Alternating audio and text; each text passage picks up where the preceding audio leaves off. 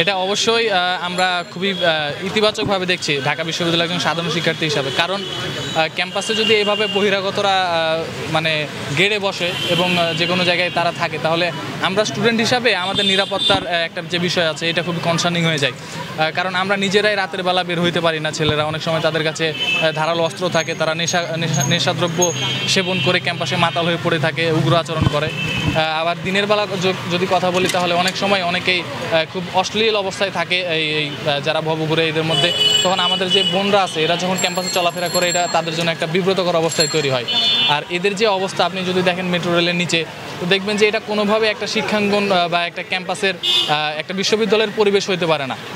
তো এই জায়গা থেকে আমরা ডাকসু প্রতিনিধিদের কাছ থেকে আশা করেছিলাম সাধারণ শিক্ষার্থী হিসাবে যে তারা এই ধরনের পদক্ষেপগুলো নিবে, এবং আজকে এটা নেওয়া হয়েছে দেখে আমাদের ভালো লাগতেছে। এবং আমরা আশা করি এটা শুধুমাত্র আজকেই সীমাবদ্ধ থাকবে না, এবং এটা যাতে স্থায়ীভাবে সমাধান হয় এই ধরনের একটা পদক্ষেপ তারা নিবে, এবং আমরা অবশ্যই এটাকে ভালোভাবে দেখছি।